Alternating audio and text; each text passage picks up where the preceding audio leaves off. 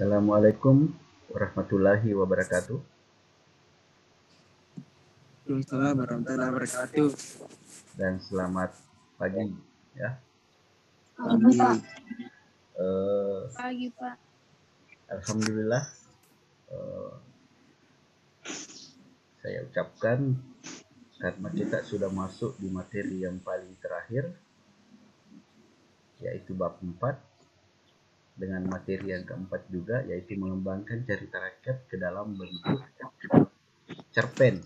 Jadi untuk pertemuan ke-31 ini adalah pertemuan terakhir untuk semester ganjil. Nah, di sini mengembangkan cerita rakyat ke dalam bentuk cerpen, ya.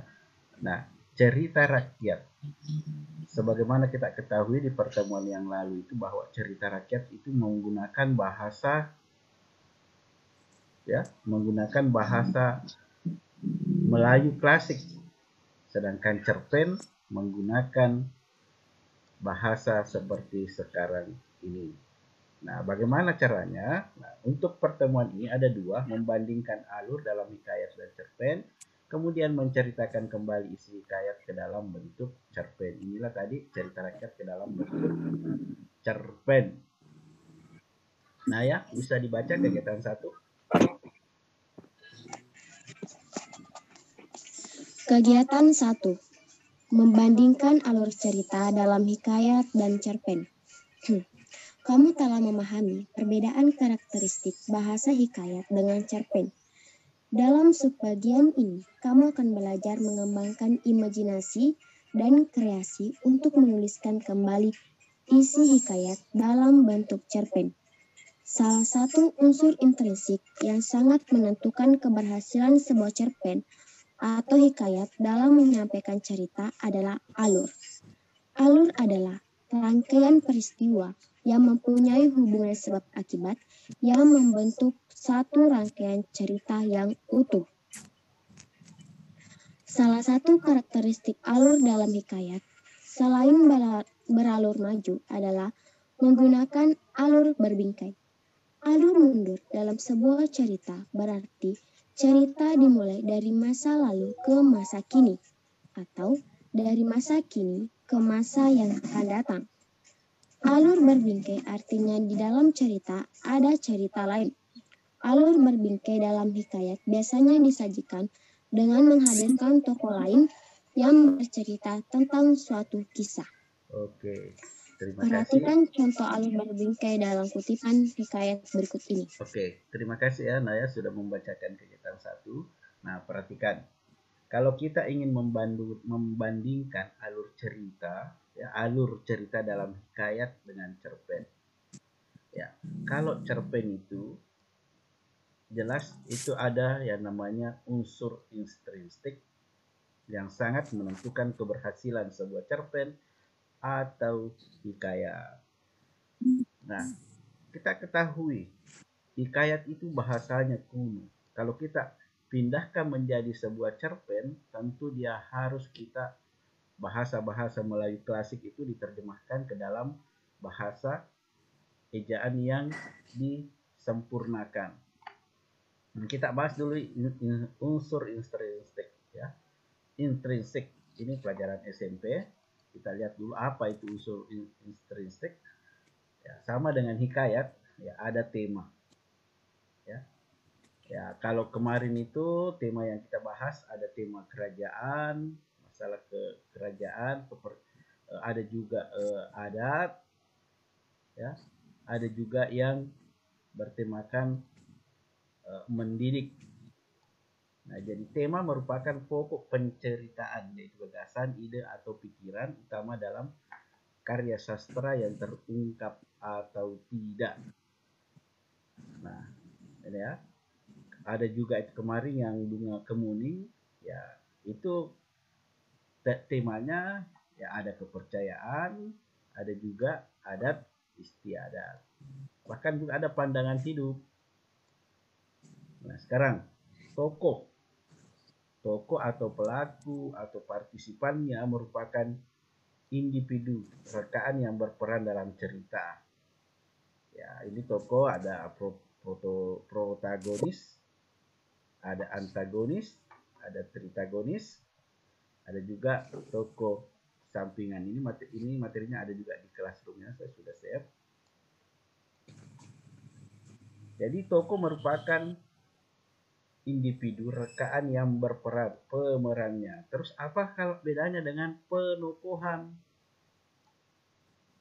Ya, jadi penokohan adalah caranya pengarang menampilkan tokoh-tokoh dalam cerita sehingga dapat diketahui karakternya atau sifatnya dari tokoh itu. Ya, kalau di hikayat itu tokoh-tokohnya sifatnya itu rata-rata mempunyai kesaktian. Ya, entah kesaktiannya itu jahat digunakan untuk kejahatan, kesaktiannya digunakan untuk kebaikan. Jadi caranya pengarang menampilkan tokoh-tokoh dalam cerita sehingga diketahui karakter atau sifat. Kemudian latar. Ya, latar ya saya kira ini sudah tahu, setting ya. Segala keterangan mengenai tempat di kerajaan, waktu pada zaman dahulu kala, suasana ya, suasana kerajaan.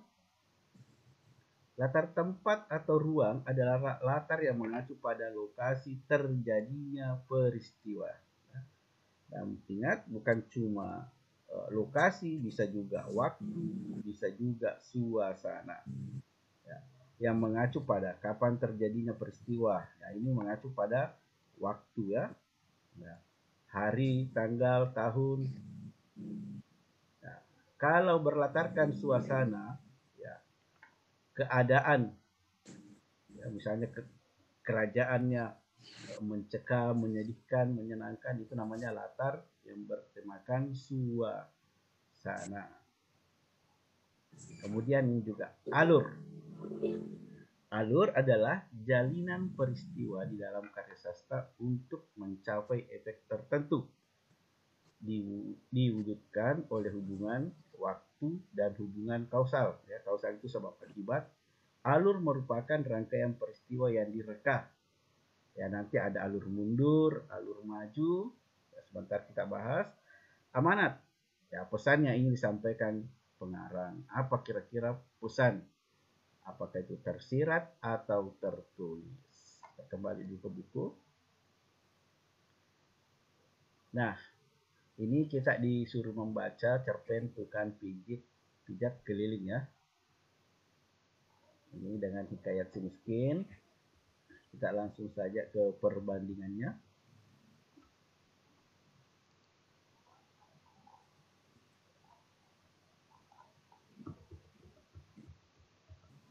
Oke. Nah, coba kita lihat. Di sini ada dua cerpen tadi ya. Ada Tukang Pijat Keliling, ada juga cerita hikayat si miskin. Ini cerpen, ini hikayat. Nah, alur ceritanya, ya, alur cerita maju, artinya dia tidak pernah mundur. Ini contohnya dimulai dari cerita kedatangan Toko Darko ke kampung Toko Aku. Ini nanti bisa dibaca ya, karena kalau kita bacakan di sini nanti waktunya tidak cukup. Nah, kamu bisa membandingkan, oh mana contoh cerita yang berlatarkan cerita maju. Ya. Nah, kalau ini hikayat si miskin, cerita diawali dengan keberangkatan Hojan Maimun untuk pergi berdagang. Sebelum berdagang, ia membeli 2 ekor burung. Kalau ini dimulai dari cerita kedatangan Toko Darko. Nah, di sini kita bisa lihat alur yang digunakan adalah cerita alur maju. Ya, dimulai dari sekarang sampai ke depan. Dia tidak pernah flashback. Dia tidak pernah bercerita lagi ke belakang. Begitu maksudnya alur maju. Nah, oke. Kita ke ini. Diskirukit lagi menceritakan kembali isi hikayat ke dalam bentuk cerpen.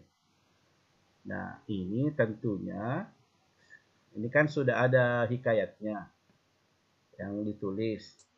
Nah, itu mau dituliskan dalam bentuk cerpen. Tentunya bahasa-bahasa arkais yang digunakan dalam isi hikayat itu tidak digunakan lagi. Bagaimana caranya menghilangkan bahasa arkais? Bukan menghilangkan, gantinya dengan bahasa yang sekarang. Ya, tentunya menggunakan kamus. Oke, Marda, bisa dengar suara saya, Marda? Marda. Pak, Oke, bisa. silahkan dibaca kegiatan 2. Kegiatan 2. Menceritakan kembali isi hikayat ke dalam bentuk cerpen. Kamu telah membandingkan isi dan kaidah kebahasaan hikayat dan cerpen. Berikut kamu akan belajar mengubah isi cerita hikayat ke dalam bentuk cerpen. Berikut ini hal yang perlu kamu perhatikan ketika mengubah isi cerita hikayat ke dalam cerpen. 1. Mengubah alur cerita dari alur berbingkai menjadi alur tunggal. 2. Menggunakan bahasa Indonesia saat ini. 3. Menggunakan gaya bahasa yang sesuai. 4. Tetap mempertahankan nilai-nilai yang terkandung di dalam hikayat. Oke, sudah. Terima kasih, Marda.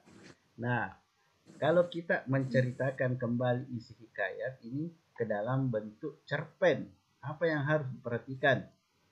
Ya, mengubah alur cerita dari alur berbingkai. Ingat, alur berbingkai itu adalah alur di mana cerita hikayat di dalamnya ada lagi cerita. Ya, itu kita hilangkan itu. Diceritakan menjadi satu saja alur tunggal. Kemudian tadi sudah saya singgung menggunakan bahasa Indonesia saat ini karena cerpen, ciri-cirinya cerpen perbedaan dengan hikayat ya ini. Kalau cerpen menggunakan bahasa saat ini, kalau hikayat menggunakan bahasa Melayu klasik. Nah, ini kita mau rubah hikayat ke cerpen, jadi dia harus mengikuti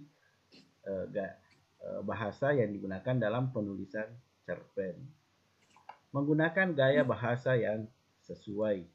Ya, ada kan gaya bahasa ironi, simile. Kemudian tetap mempertahankan nilai-nilai yang terkandung dalam hikayat.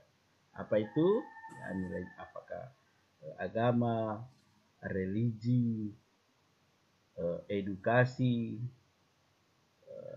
budaya. Ya, kalau memang ada itu harus kita tetap pertahankan di dalam cerpennya. Kalau kita mengubah hikayat ke cerpen, nilai itu tadi yang terkandung di dalam hikayat tetap dipertahankan. Ini disuruh lagi, tidak usah. Nah, kita bahas saja langsung.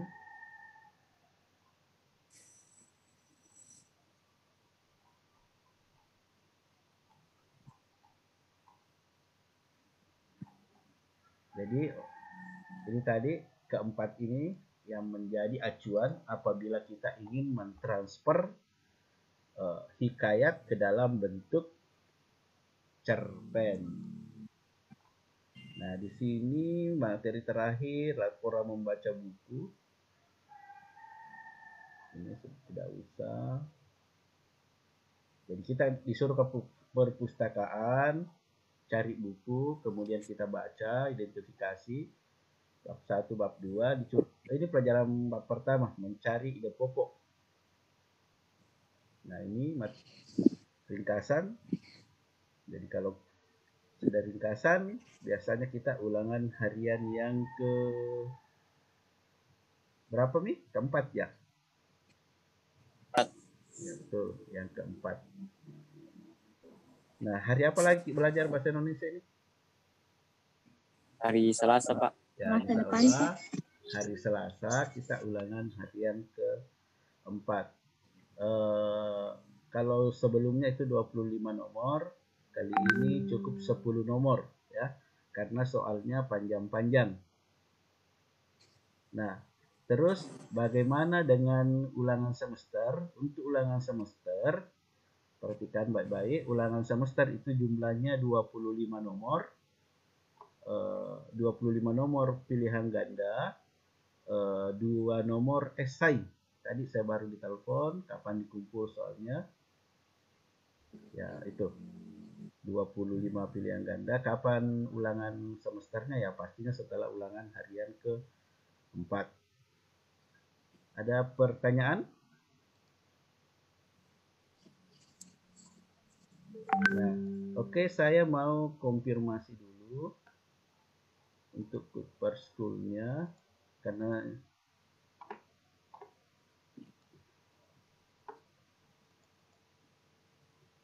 bisa lihat ini. Oh, SMA 2 ya. Bisa, Pak. Bisa ya. Kita pindah ke SMA 2 dulu. Kelas 10 IPS 3 ya. Enggak.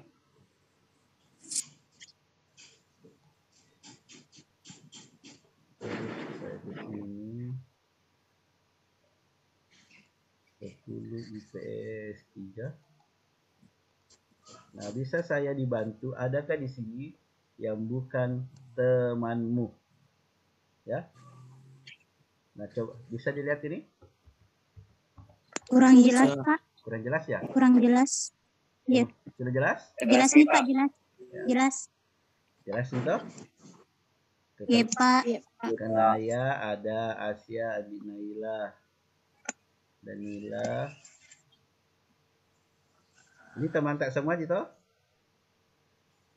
Iya, Pak. Kalau ada tolong diberitahu saya ya, yang bukan temannya.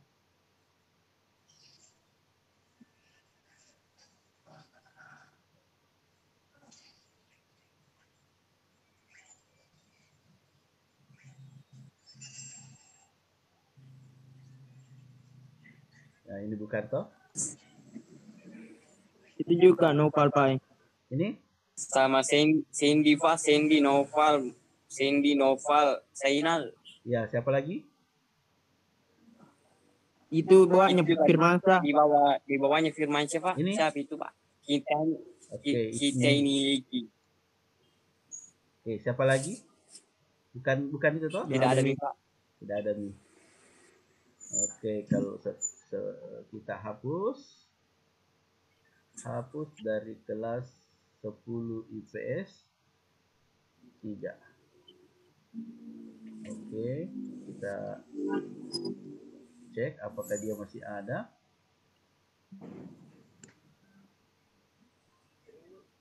Sepuluh IPS 3. Kita lihat gitu apakah dia masih ada. Biasa dia masuk melihat soal. Kalau tidak ada tidak bisa itu masuk. Oke, tidak ada nih. Oke. Jadi kita kembali ke materi tadi. Jadi soalnya nanti untuk ulangan hariannya itu cuma 10 nomor ya. 10 nomor karena itu panjang-panjang. Untuk contoh soalnya nanti akan saya upload di grup. Oke, ada lagi yang ingin ditanyakan? Nah, perhatikan. Untuk buku tugas, nanti tambahannya tinggal sedikit saja, hanya mencari nilai-nilai yang ada dalam materi hikayat yang kamu tulis ya. Nilai yang terkandung. Nanti saya follow up di grup juga apa-apa update tugas bab 4. Setelah itu bisa dikumpul tugasnya di sekolah. Nanti saya ke sekolah menunggu ya, untuk dikumpulkan tugasnya. Oke, ada lagi yang ingin bertanya? Silahkan. Oke, tidak ada ya? Kalau tidak ada, tolong dinyalakan videonya.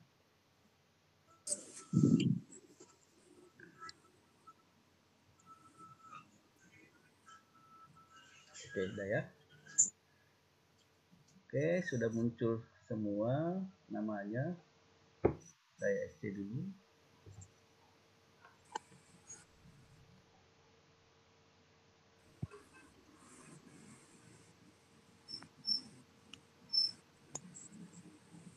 Oke, sudah saya cek.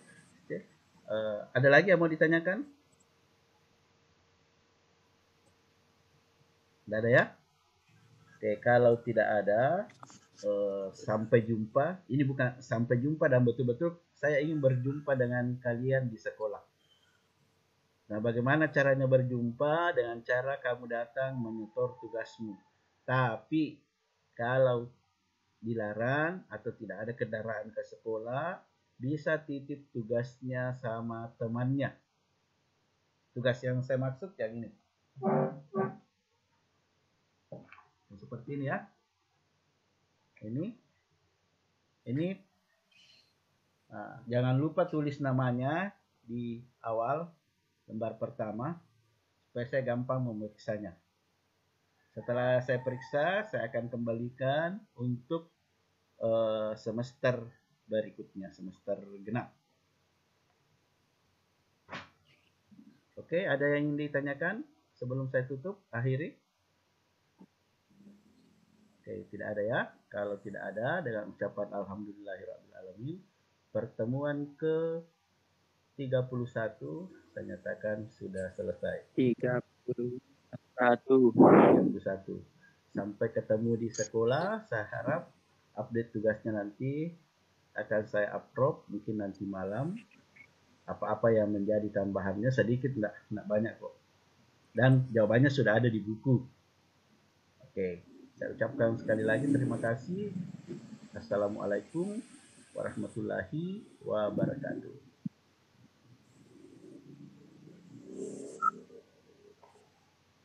Waalaikumsalam. Warahmatullahi wabarakatuh.